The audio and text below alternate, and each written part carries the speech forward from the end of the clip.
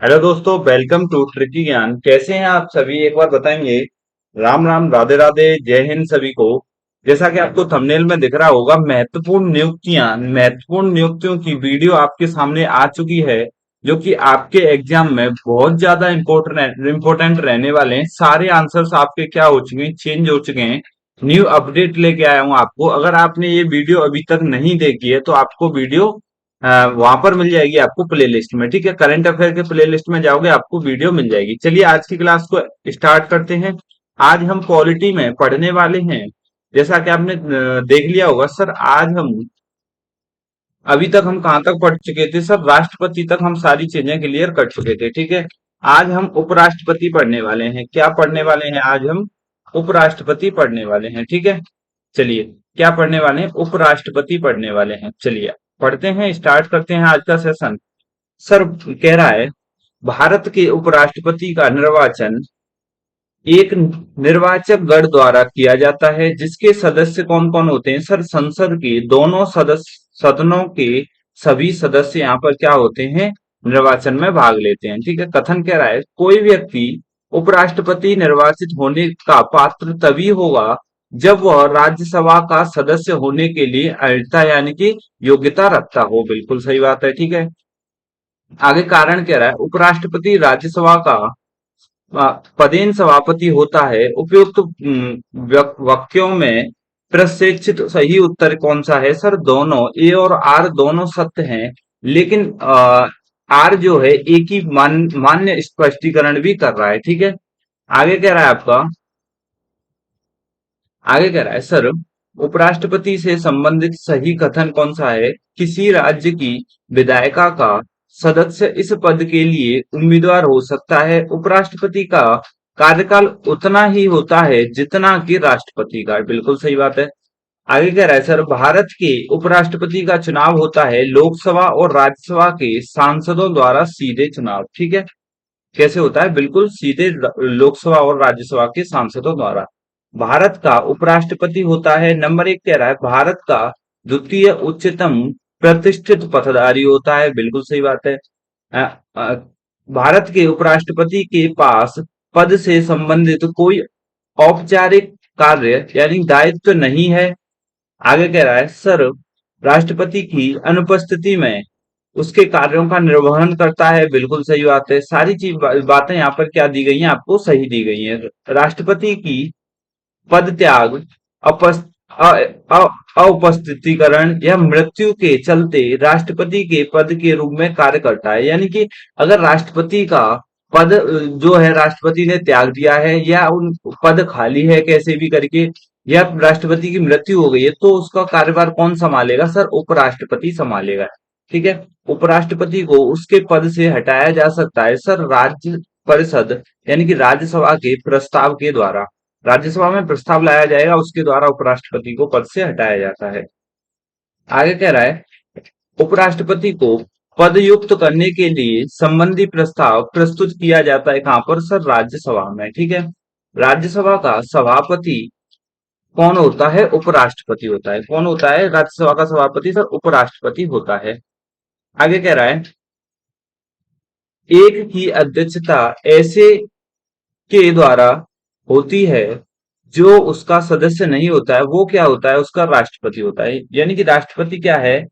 एक की अध्यक्षता ऐसे के द्वारा होती है जो उसका अध्यक्ष मतलब सदस्य नहीं होता है। दोनों महानुभाव उपराष्ट्रपति बनने से पूर्व राजदूत अथवा उच्चायुक्त के पद पर रहे हैं। कौन कौन है सर? डॉक्टर राधाकृष्णन और बीबी गिरी। क्वेश्चन कह रहा है, मोहम्मद अंसारी का भारत के उपराष्ट्रपति के रूप में कौन सा क्रम था सर? 12वां क्रम था मोहम्मद अंसारी का। ठीक है, उपराष्ट्रपति आपका खत्म हो चुका है। हम यहाँ पर रिवीजन कर रहे हैं। हम आपका फटाफट से रिवीजन करा रहा हूं। मैं शॉर्ट शॉर्ट छोटी छोटी वीडियोस आपके लिए लेके आता हूं, जिसमें हम पॉलिटी का रिवीजन कर रहे हैं। इसके बाद हिस्ट्री का करेंगे, सारे सब्जेक्ट का यहाँ पर रिवीजन करेंगे। ठीक है, अब आपका क्या स्टार्ट होने वाला है सर? केंद्रीय मंत्री परिषद। क्या? केंद्रीय मंत्री परिषद यहाँ पर स्टार्ट होने वाला है। ठीक है, भारत के प्रधानमंत्री के विषय में सही है सर, प्रधानमंत्री का मंत्रिपरिषद का वास्तविक नेता होता है। बिल्कुल सही है। भारत का प्रधानमंत्री नियुक्त किया जाता है, बिल्कुल सही बात है। कथन सत्य है, राष्ट्रपति या राज्यपाल को शासकीय कार्यों के लिए विधिक कार्यवाही से उन्मुक्त है। ठीक है। आगे कह रहा है, कोई न्यायालय राज्यपाल को किसी कर्तव्य पालन के लिए विवश नहीं कर सकता। आगे कह रहा है, एक राज्यपाल को व्यक्तिगत कार्यों हेतु सिविल कार्यवाही लाने के लिए 2 मास की लिखित सूची अवश्य देनी होगी। बिल्कुल सभी आपके ऑप्शंस क्या हैं, बिल्कुल राइट आंसर है। कथन आपको क्या दे रखे हैं, बिल्कुल राइट दे रखे हैं। ठीक है। आगे कह रहा है, भारत का प्रधानमंत्री मुख्य होता है किसका, सर केंद्र सरकार का। किसका होता है, केंद्र सरकार का क्या होता है, मुख्य होता है। ठीक है। भारतीय संविधान के अनुच्छेद 78 में प्रावधान दिया गया है किसका, प्रधानमंत्री का। ठीक है। कैबिनेट में सम्मिलित होते हैं कैबिनेट मंत्री। ठीक है। केवल कैबिनेट मंत्री कैबिनेट में सम्मिलित होते हैं। संसदीय शासन में वास्तविक कार्यपालिका की शक्ति किसके हाथ में होती है, सर प्रधानमंत्री के हाथ में। ठीक है।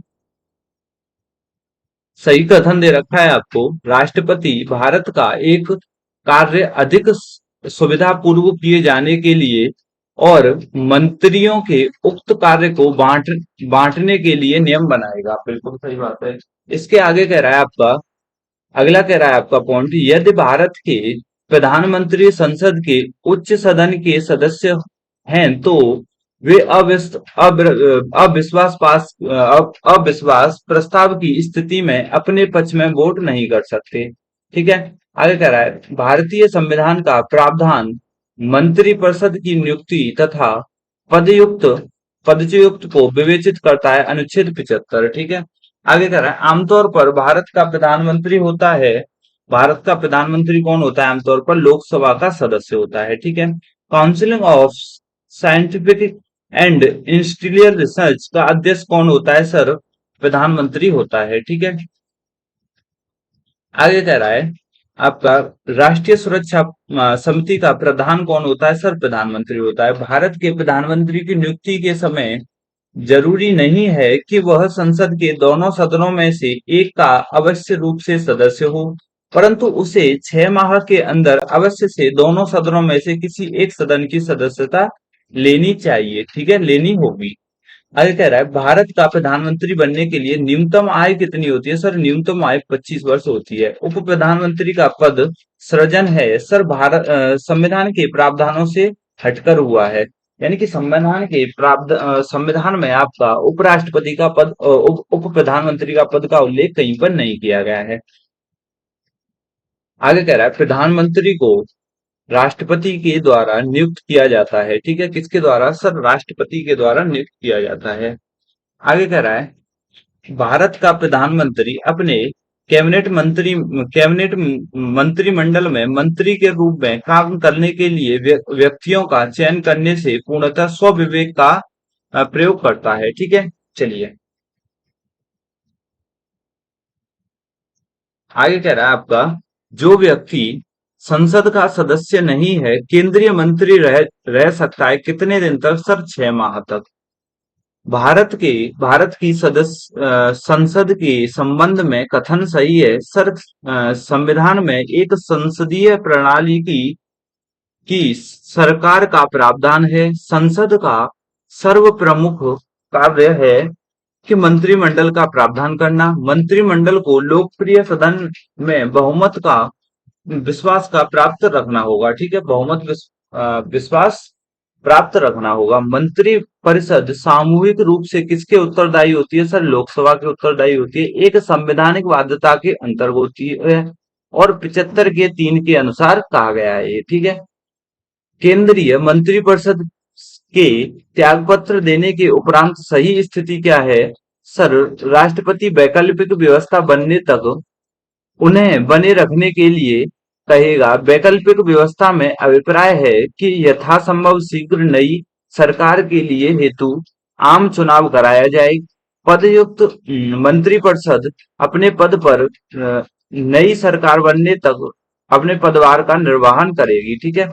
और सही कथन कह रहा है, आगे कथन कह रहा है आपका, संघीय मंत्री भारत के भारत के राष्ट्रपति के प्रसाद पर्यंत पद धारण करेंगे।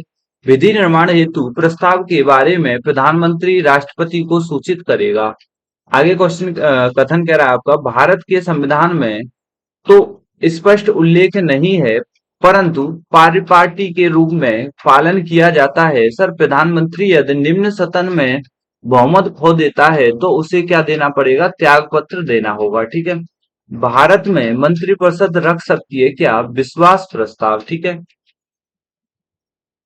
आगे कह रहा है, बहुमत से अविश्वास प्रस्ताव पास होने पर मंत्रिपरिषद को त्याग पत्र देना पड़ेगा लोकसभा के सदस्यों द्वारा। लोकसभा के सदस्यों द्वारा। आगे कह रहा है, अपना त्याग पत्र देने के बाद भारत के एक मंत्री को अपने त्याग पत्र के विषय में लोकसभा में व्यक्तिगत वक्तव्य देने के लिए अनुमति की आवश्यकता होती है। किसकी? स्पीकर की। ठीक है। स्पीकर की अनुमति लेकर ही वो क्या कर सकते हैं? मंत्रिपरिषद में त्यागपत्र विषय पर लोकसभा में व्यक्तिगत अपना मत दे सकते हैं। ठीक है। लोकसभा में मंत्रिपरिषद के विरुद्ध अविश्वास प्रस्ताव लाने हेतु न्यूनतम सदस्य कितने होने चाहिए? सर, न्यूनतम 50 सदस्य होने चाहिए। ठीक है। भारत में अविश्वास प्रस्ताव के विषय में सही कथन क्या है? भारत के संविधान में किसी अविश्वास प्रस्ताव का कोई उल्लेख नहीं है। ठीक है। अविश्वास प्रस्ताव केवल लोकसभा में ही पुनर्स्थापित किया जा सकता है। ठीक है। आगे कह रहा है, लाभ के पद पर निर्णय का करेगा, यानी कि लाभ के पद पर हो या नहीं हो, इसका निर्णय कौन करेगा? संघीय संसद इसका निर्णय करेगी। ठीक है। संसद क्या करेगी? इसका निर्णय करेगी। ठीक है। आगे कह रहा है, भारतीय राजनीतिक व्यवस्था में कार्यपालिका विधायिका के अधीन होती है। किसके अधीन होती है? सर, विधायिका के अधीन होती है। उत्तर प्रदेश का नेता नेहरू की कैबिनेट में पहले गृह मंत्री तथा बाद में रक्षा मंत्री कौन बने थे? सर, कैलाश नाथ काटजू। ठीक है। काटजू। स्वतंत्र भारत के प्रथम वित्त मंत्री कौन बने थे? सर, स्वतंत्र भारत के प्रथम वित्त मंत्री आर के सटमुख सेठी बने थे। ठीक है। इन्होंने स्वतंत्र भारत का पहला केंद्रीय बजट 26 नवंबर 1947 को क्या किया था? प्रस्तुत किया था। 1949 में इनके इनके स्थान पर जॉन जॉन मथाई को वित्त मंत्री बनाया गया। बिल्कुल बहुत इंपॉर्टेंट क्वेश्चन है ये, और बार बार एग्जाम में पूछा गया है। आगे कह रहा है, भारत में स्वतंत्रता के पश्चात प्रथम मंत्रिमंडल का कानून मंत्री कौन बना था? सर, कानून मंत्री बनाते आपके भीमराव अम्बेडकर। भारत के संविधान में उल्लेख नहीं है सर बजट शब्द का। ठीक है। बजट शब्द का उल्लेख नहीं है। भारत के 12वें प्रधानमंत्री कौन थे? देवगौड़ा थे। ठीक है। सही सम्मिलित कीजिए। सर, विश्वनाथ प्रताप 2 दिसंबर 1989 थे। सर, 10 नवंबर 1990 तक प्रधानमंत्री रहे। ठीक है। चंद्रशेखर सर 10 नवंबर 1990 से 21 जून 1991 तक। एच डी देवगौड़ा 1 जून 1996 से 21 अप्रैल 1997 तक। इंद्र कुमार गुजराल कब से रहे? सर, 21 अप्रैल 1997 से 18 मार्च 1998 तक। ठीक है। अटल बिहारी वाजपेयी कब तक रहे? सर, 19 मार्च 1998 से 22 मई 2004 तक। ठीक है। चलिएगा आगे। नोट दे रखा है आपको।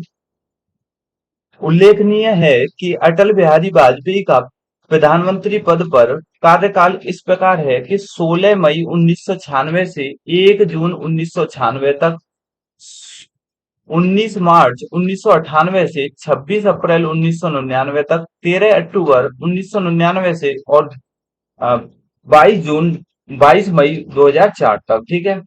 एक से अधिक बार प्रधानमंत्री पद पर कौन कौन रहे हैं? सर, पंडित जवाहरलाल नेहरू रहे हैं। और कौन रहे हैं? इंदिरा गांधी रही हैं, गुलजार सिंह नंदा रहे हैं, और अटल बिहारी वाजपेयी और मनमोहन सिंह रहे हैं। ठीक है। और अभी आपके कौन रहे हैं? नरेंद्र मोदी भी 1 से 2 बार रहे हैं। ठीक है। एक से अधिक बार नरेंद्र मोदी भी रहे हैं। भारत के प्रधानमंत्री की मृत्यु देश के बाहर हुई। सर, लाल बहादुर शास्त्री की। ठीक है। किसकी? लाल बहादुर शास्त्री की देश से बाहर मृत्यु हुई थी। ठीक है। और भारत के प्रधानमंत्री बनने से पूर्व राज्य के मुख्यमंत्री नहीं रहे हैं कौन? सर चंद्रशेखर। ठीक है। भारत के प्रधानमंत्री में से अपने कार्यकाल में संसद में कभी भी उपस्थित नहीं रहे कौन? ऐसे प्रधानमंत्री थे? सर चरण सिंह, चौधरी चरण सिंह कैसे थे? सर कार्यकाल के दौरान वो अपने संसद में कभी भी उपस्थित नहीं रहते थे। ठीक है। संविधान में मंत्रिमंडल शब्द का एक ही बार प्रयोग किया गया है किस अनुच्छेद में? सर 352 अनुच्छेद में। ठीक है। भारत के केंद्रीय मंत्री रहे हैं कौन? सर बीपी सिंह, आर वेंकटरमन और वाई बी चाण और प्रणब मुखर्जी। ठीक है। उदारीकरण, निजीकरण और भूमंडलीकरण की नई आर्थिक नीति घोषित करने वाले प्रधानमंत्री कौन है? नरसिम्हा राय। ठीक है। मनमोहन सिंह के संबंध में सही कथन है? सर भारत के पूर्व वित्त मंत्री, भारतीय रिजर्व बैंक के पूर्व गवर्नर, अंतर्राष्ट्रीय मुद्रा कोष के भारत के पूर्व प्रतिनिधि रहे हैं। ठीक है। कौन? मनमोहन सिंह। ठीक। आगे कह रहा है मंत्री मंत्री नीति बनाते हैं और लोक सेवक उनका क्या क्रियान्वयन करते हैं? कारण कह रहा है आपका संसदीय प्रणाली में मंत्रियों का उत्तरदायित्व का सिद्धांत कार्य करता है। ठीक है। कथन और कारण दोनों सही है, कथन और कारण का स्पष्ट व्याख्याकरण नहीं करता है। ठीक है। कथन दे रखा है, कथन आपका दे रखा है भारत संघ में मंत्रि परिषद संयुक्त रूप से लोकसभा और राज्यसभा दोनों के प्रति उत्तरदायी होती है।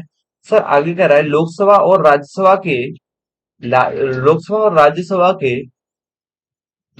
राज्यसभा के सदस्य संघीय मंत्री में मंत्री बनने के लिए पात्रता रखते हैं। यानी कि कथन क्या है आपका? गलत दे रखा है।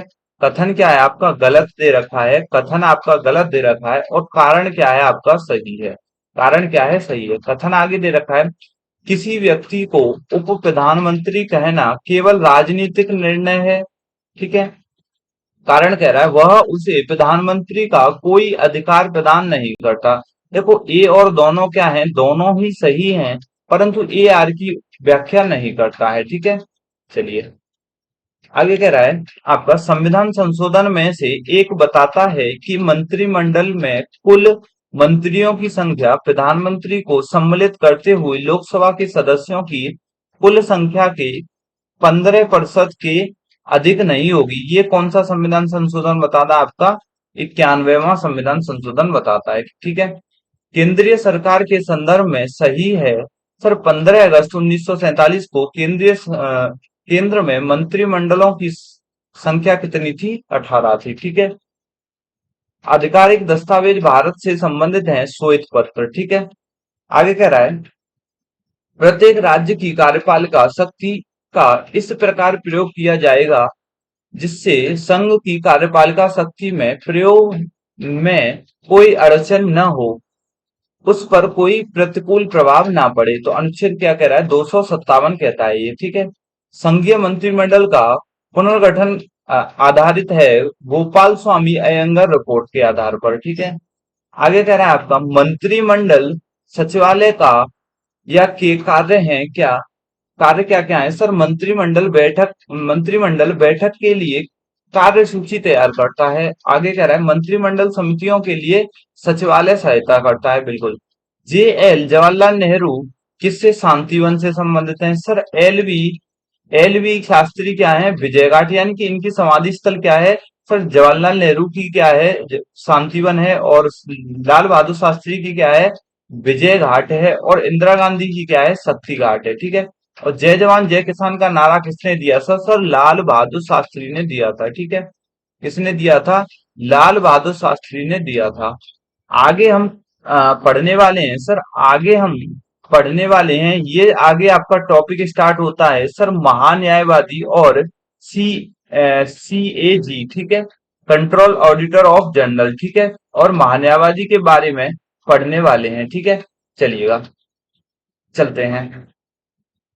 सर भारत सरकार को कानूनी विषयों पर परामर्श कौन देता है? अटॉर्नी जनरल क्या देता है? परामर्श देता है। राष्ट्रपति के प्रसाद पर्यंत अपना पद धारण कौन करता है? भारत का महान्यायवादी। ठीक है। आगे कह रहा है, सर भारत के महान्यायवादी को नियुक्ति किया जाता है राष्ट्रपति के द्वारा। सर भारत सरकार का प्रथम विधि अधिकारी किसे समझा जाता है? महान्यायवादी को। आगे कह रहा है आपका, सर अपने कर्तव्यों के पालन में भारत के राज्य क्षेत्र में सभी न्यायालयों में सुनवाई का अधिकार किसको है? महान्यायवादी को। ठीक है। भारत के महान्यायवादी के विषय में सही कथन क्या है? सर सही कथन है, वह भारत के राष्ट्रपति द्वारा नियुक्त किया जाता है। उसमें वही योग्यता होनी चाहिए जो सर्वोच्च न्यायालय के न्यायाधीश में होती है। बिल्कुल। आगे कह रहा है, संसद के दोनों सदनों में बोलने, अन्य कार्यवाहियों में सम्मिलित होने, और आगे कह रहा है आपका, सम्मिलित होने और किसी भी संसदीय कमेटी का सदस्य होने का अधिकार तो है, परंतु उसे वोट देने का अधिकार नहीं है। वो किसको? सर अटॉर्नी जनरल को। भारत का महान्यायवादी नंबर 1 लोकसभा में कार्यवाही में भाग ले सकता है। बिल्कुल ले सकता है। सर लोकसभा की किसी समिति का सदस्य भी हो सकता है। बिल्कुल हो सकता है। लोकसभा में बोल सकता है। बिल्कुल बोल सकता है। ठीक है। सॉलिसिटर जनरल होता है कानून एवं न्यायिक सलाहकार। सर कानूनी विषयों पर राज्य सरकार को परामर्श कौन देता है? एडवोकेट जनरल, यानी कि महाधिवक्ता क्या देता है आपको? सरकार को क्या देता है? आपका परामर्श देता है। सर भारत के नियंत्रक एवं महालेखा परीक्षक की नियुक्ति कौन करता है? राष्ट्रपति नियुक्ति करता है। भारत के नियंत्रक एवं महालेखा परीक्षक की नियुक्ति किस अनुच्छेद से होती है? सर 148 के द्वारा। भारत के नियंत्रक एवं महालेखा परीक्षक के संघ में लेखा संबंधी प्रतिवेदनों को सर्वप्रथम प्रस्तुत किया जाता है सर भारत के उपराष्ट्रपति द्वारा। किसके? भारत के राष्ट्रपति द्वारा। आगे कह रहा है, भारत के नियंत्रक एवं महालेखा परीक्षक के पद का सृजन किया जाता है सर संविधान द्वारा। ठीक है। आगे कह रहा है, भारत के नियंत्रक एवं महालेखा परीक्षक के पद पर नियुक्त होने का कार्यकाल कितना है? सर 6 वर्ष कार्यकाल है। ठीक है। आगे कुछ पॉइंट्स हैं आपके सामने। सर भारत के नियंत्रक एवं महालेखा परीक्षक से संबंधित सही कथन क्या क्या है आपके? सर उनकी नियुक्ति राष्ट्रपति द्वारा की जाती है। बिल्कुल राइट आंसर है। उनका वेतन सर्वोच्च न्यायालय के न्यायमूर्ति के समान होता है। बिल्कुल सही बात है। सर सेवानिवृत्त यानी कि रिटायर होने के पश्चात अन्य सरकारी सेवाओं में अयोग्य हो जाते हैं। बिल्कुल सही बात है। भारत के नियंत्रक एवं महालेखा परीक्षक द्वारा पालन किया जाता है। सर ए ऑप्शन कह रहा है आपका, यानी कि क्या किस किस का पालन किया जाता है? भारत की संचित निधि से होने वाले सभी व्ययों का लेखा परीक्षक करना और उनके संबंध में प्रतिवेदन प्रस्तुत करना। सर बी कह रहा है आपका, आस्मिकता निधि और लोक लेखाओं से होने वाले सभी व्ययों की लेखा परीक्षा करना और उनके संबंध में प्रतिवेदन प्रस्तुत करना। आगे कह रहा है आपका, सभी व्यापार, निर्माण, लाभ और हानि लेखाओं की लेखा परीक्षा करना और उसके संबंध में प्रतिवेदन प्रस्तुत करना। बिल्कुल सही बात है। सर आगे क्वेश्चन कह रहा है आपका, लोक निधि के फलोत्पादन और आसियात प्रयोग को सुरक्षित करने के लिए के साथ साथ भारत के नियंत्रक मालिका परीक्षक कैग के कार्यकाल का महत्व क्या होता है? ये ऑप्शन दे रखा है आपको, कैग की मंत्रालयों द्वारा क्रियान्वित परियोजनाओं का या कार्यक्रमों पर जारी किए गए प्रतिवेदनों पर लोक लेखा समिति विचार विमर्श करती है। बिल्कुल सही बात है। दूसरा कह रहा है, कैग के प्रतिवेदनों से मिली जानकारियों के आधार पर जांचकर्ता एजेंसी उन लोगों के विरुद्ध आरोप दाखिल कर सकती है जिन्होंने लोक प्रतिनिधित्व प्रबंधन में कानून का उल्लंघन किया है। बिल्कुल राइट आंसर है। आगे कह रहा है आपका, सर नियंत्रक एवं महालेखा परीक्षक की टीका टिप्पणी पर उचित कार्यवाही करने की अंतिम जिम्मेदारी किसकी होती है? संसद की होती है। संसद की लोक लेखा समिति की बैठक में उपस्थित कौन रहता है? सर भारत के नियंत्रक एवं महालेखा परीक्षक। नियंत्रक एवं महालेखा परीक्षक की नियुक्ति राष्ट्रपति द्वारा होती है। अपने पद से उसे हटाया जाए तो संसद के दोनों सदनों में क्या होना, संबोधन होगा। ठीक है। आगे कह रहा है, भारत का नियंत्रक एवं महालेखाकार एक मित्र एवं मार्गदर्शक होता है किसका, लोक लेखा समिति का। आगे कह रहा है, 71वां संविधान संशोधन नियंत्रक एवं नियंत्रक महालेखा नियंत्रक के कर्तव्य, शक्तियों और सेवा स्थिति अधिनियम लेखांकन और लेखा परीक्षण को पृथक करता है, और सीएजी कैग को लेखों लेखों की तैयारी उत्तरदायित्व से मुक्त देता है। यह संशोधन कब हुआ था सर? ये 1976 में हुआ था। ठीक है। लोक निधि का अभिभावक किसे कहा जाता है सर? नियंत्रक एवं मालिका परीक्षक को। लोक वित्त सरकार के क्रियाकलापों का अध्ययन इसके द्वारा अंतर्गत किया जाता है सर। सार्वजनिक खर्चा का परीक्षण, सार्वजनिक राजस्व और क्या होता है आपका, वित्तीय प्रशासन। ठीक है। तो आज हम यही रखते हैं। अगला टॉपिक, ये हम अगला टॉपिक है नेक्स्ट क्लास में पढ़ेंगे। अगर आपको क्लास अच्छी लगी है तो लाइक शेयर करना ना भूलें। अगर आपको क्लास अच्छी लगती है तो लाइक शेयर करना ना भूलें। और अगर आप चैनल पर नए हैं तो चैनल को सब्सक्राइब भी कर लेना। ठीक है। और हमारा टेलीग्राम चैनल का लिंक आपको दे रखा है सर, ट्रिकी ज्ञान के नाम से। किसके? ट्रिकी ज्ञान के नाम से आपका क्या है, टेलीग्राम चैनल है, जिसे आप ज्वाइन कर लेंगे। यहाँ पे आपको क्या मिल जाएगी, सारी पीडीएफ आपको प्रोवाइड करा दी जाती है। ठीक है। तो आज के लिए इतना ही रखते हैं, कल फिर मिलते हैं नेक्स्ट वीडियो में। तब तक के लिए बाय बाय, टेक केयर, जय हिंद, जय भारत।